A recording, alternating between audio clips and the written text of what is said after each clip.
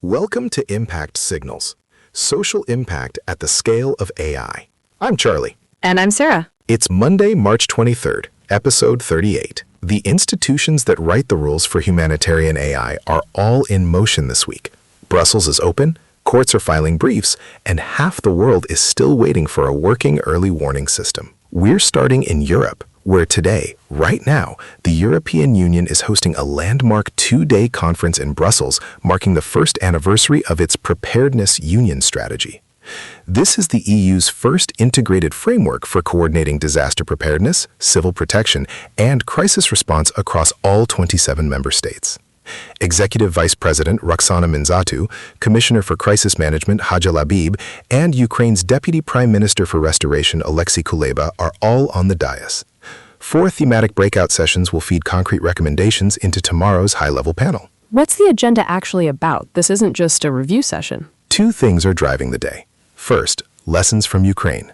The EU has been learning in real time how satellite-enabled damage assessment, AI-assisted logistics, and civilian digital infrastructure hold up under active conflict. Those lessons are being directly written into the strategy's second year. Second, wildfire. Ahead of a planned EU communication on integrated wildfire management, the conference is establishing what AI interoperability and data sharing standards actually look like when you're coordinating 27 national fire agencies. Why does this matter beyond Europe? Because the EU Preparedness Union governs how ECHO, the European Civil Protection and Humanitarian Aid Operations Office, funds and structures emergency response internationally. Interoperability standards, data sharing norms, and AI tool certification decisions made in Brussels this week will shape what tools humanitarian organizations can use on ECHO-funded programs from the Sahel to Southeast Asia. From the EU's governance architecture to a much sharper accountability dispute, the UK Home Office has been using 2 AI tools called APC and APS to assist in processing asylum claims. And on March 20th, the Open Rights Group released a legal opinion arguing that this deployment may be unlawful. The problem isn't just that AI is being used, it's how. The outputs from these tools are not shared with asylum seekers. Applicants are not told that AI is being used in decisions about their cases at all. The legal opinion argues the deployment fails both the Home Office's legal obligations and the UK government's own AI standards. A legal challenge is now being pursued. So an AI system influences whether someone gets asylum or not, and they don't know it exists. That's the nub of it. International refugee law depends on procedural safeguards: the right to know the basis of a decision, the right to contest it. If AI is influencing those decisions invisibly, those safeguards are structurally compromised. This is the most consequential live AI governance dispute in the protection space globally right now. For any practitioner building AI tools for case management, vulnerability assessment, or refugee status determination, the Open Rights Group's legal framework is the document to read. Now to a data point that should alarm every humanitarian organization's leadership. Data Friendly Space and Mercy Corps Ventures published findings this week from sector research showing that approximately 93% of humanitarian workers in the field are using AI in some capacity. And less than 10% of their institutions have formal frameworks or policies governing that use. The practical consequence isn't abstract. Aid workers are uploading sensitive beneficiary data, names, locations, case details, to consumer-grade AI platforms through personal email accounts, bypassing institutional data protection entirely. This is the governance gap. This is exactly the problem the UN's new Independent International Scientific Panel on AI was inaugurated to address earlier this month in New Delhi. 40 independent experts, co-chaired by Nobel laureate Maria Ressa. Secretary General Guterres charged them with building a shared global understanding of AI, grounded in science, not ideology, with specific attention to accountability in crisis contexts, where speed pressure is highest and governance is weakest. Their first findings are expected by late 2026. For humanitarian organizations, the gap between AI use and AI governance is a data liability, a donor accountability question, and in some jurisdictions now, a legal exposure. Let's go to an active disaster.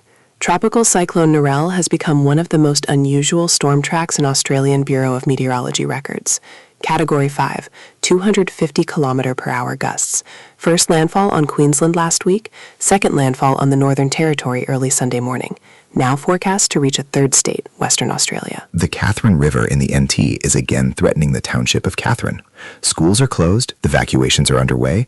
The BOM issued severe weather warnings for heavy rainfall and damaging winds as the system tracks westward across the top end. The forecast performance is actually the story here, right? It is. The BOM correctly tracked Narelle's multi-state path days in advance, giving communities lead time for each successive landfall. That's the early warnings for all principle in action. The technology delivered the signal. The operational challenge was converting that warning into behavior change faster than the storm moved. In Queensland, the first landfall made direct infrastructure impact before full evacuation was complete. That gap between accurate prediction and effective community response is what the WMO's global initiative is designed to close. Speaking of which, today is World Meteorological Day 2026. Theme, Observing Today, Protecting Tomorrow. The WMO used the day to mark progress on early warnings for all and name the most urgent remaining gap. Approximately half the world's population still lives without access to effective early warning systems. The initiative's 2027 universal coverage target is a genuine deadline with a genuine gap. The WMO also highlighted China's Mazu system, an AI-powered multi-hazard early warning tool now deployed in more than 40 countries, integrating meteorological, hydrological, and geological hazard data into national warning architectures, with particular deployment in Africa and South Asia. Separately, Malaysia's meteorological department confirmed today it is integrating AI and big data analytics into its national multi-hazard early warning system, upgrading flash flood and tropical storm alerts, with a specific focus on translating algorithmic outputs into community-level action guidance. Malaysia's framing, weather literacy, is the right way to think about the problem. The warning is only as useful as the behavior it changes. And finally, a practitioner-facing supply chain alert. The IFRC issued a press release today warning that the Middle East conflict has severely disrupted global humanitarian logistics. The numbers are stark. Sea freight costs are up approximately 70%, with spikes of up to 300% on specific routes. The IFRC's global supply chain hub in Dubai remains operational, but reduced sailings are forcing rerouting through Jeddah, adding approximately $5,000 per container. Air freight costs have spiked. Longer overland routes are now being used, adding both time and cost. This is arriving at the worst possible moment. Humanitarian funding coverage globally fell to 43% of the total appeal in 2024, the lowest in over a decade. Delivering the same goods now costs 1.7 to 4 times more. For any organization relying on Gulf region supply chains, serving East Africa, South Asia, or Central Asia, assume cost increases, extend procurement lead times, and start evaluating alternative prepositioning now.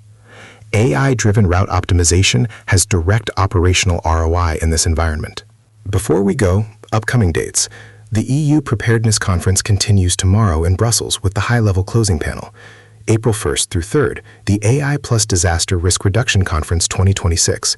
April 3rd is the deadline for the Google.org AI for Government Innovation Challenge. That's $30 million in grants for nonprofits and social enterprises. And the N10 AI for Nonprofits 2026 cohort is still enrolling through mid-April. 20 organizations, US-based, free. That's Impact Signals for Monday, March 23rd, 2026. If this briefing is useful, subscribe wherever you get your podcasts. Check us out at impactsignals.ai and share it with someone working in the field. Stay ready.